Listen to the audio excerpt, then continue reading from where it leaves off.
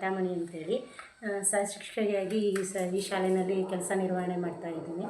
ನಾವು ಮಧು ಅವರನ್ನು ಕೇಳ್ಕೊಂಡ್ವಿ, ನಮ್ಮ ಶಾಲೆ ಸ್ವಲ್ಪ ಶಿಥಿಲ ಆಗಿದೆ ಗೋಡೆಗಳೆಲ್ಲ ಅಂತೇಳಿ ಮಳೆ ಇದರಿಂದ. ಆವಾಗ ಅವರು ಅರವಿಂದ ರಾಘವನ್ ಅವ್ರ ಹತ್ರ ಮಾತಾಡಿ ನಾನು ಕೆಲಸವನ್ನು ಮಾಡಿಸ್ಕೊಡ್ತೀನಿ ಅಂತೇಳಿ ಹೇಳಿದ್ರು. ಅದೇ ರೀತಿ ಅವರು ಈಗ ಮೇಲುಗಡೆ ಎಲ್ಲ ಅದು ತಾಯಿಸಿ ಆರಿಸಿದೆಲ್ಲ ಚುರುಕಿ ಎಲ್ಲ ತೆಗೆಸಿ ಇದು ಮಾಡಿಸಿ ಪೇಂಟ್ ಎಲ್ಲ ಮಾಡಿಸ್ಕೊಟ್ಟಿದ್ದಾರೆ. ಹಾಗೆ ಗೋಡೆಗಳದೆಲ್ಲ ಮೇಲುಗಡೆ ರೂಫ್ ಎಲ್ಲ ಇದಾಗಿತ್ತು, ಅದನ್ನೆಲ್ಲ ನೀಟಾಗಿ ಚುರುಕಿ ಹಾಕಿಸಿ ಮಾಡಿಸ್ಕೊಟ್ಟಿದ್ದಾರೆ, ಪೇಂಟನ್ನು ಮಾಡಿಸ್ಕೊಟ್ಟಿದ್ದಾರೆ.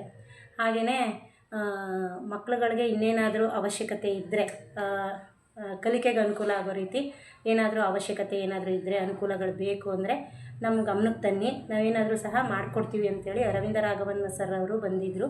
ಅವರು ಸಹ ಹೇಳ್ಬಿಟ್ಟು ಹೋಗಿದ್ದಾರೆ.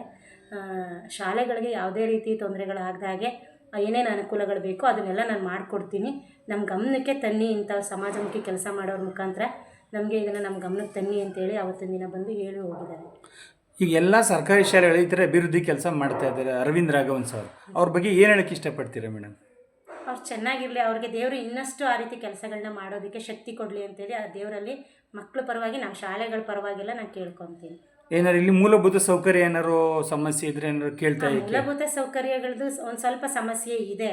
ಅಂದರೆ ನಮಗೀಗ ನಮಗೆ ಜಾಗದ ಕೊರತೆ, ಮುಖ್ಯವಾಗಿ ಈ ವೀರಶೆಟ್ಟಿಹಳ್ಳಿ ಶಾಲೆಯಲ್ಲಿ ಜಾಗದ ಕೊರತೆ ಇದೆ. ಆ ಜಾಗದ ಕೊರತೆ ಒಂದು ಸರಿ ಹೋದರೆ ನಮಗೆಲ್ಲ ಸರಿಯಾಗಿ ಆಗುತ್ತೆ.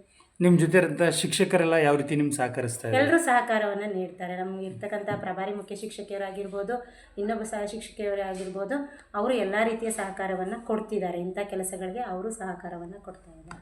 ತಮ್ಮ ಹೆಸರು ಮೇಡಮ್? ಆರ್ ಮಮತಾಮಣಿ ಅಂತೇಳಿ.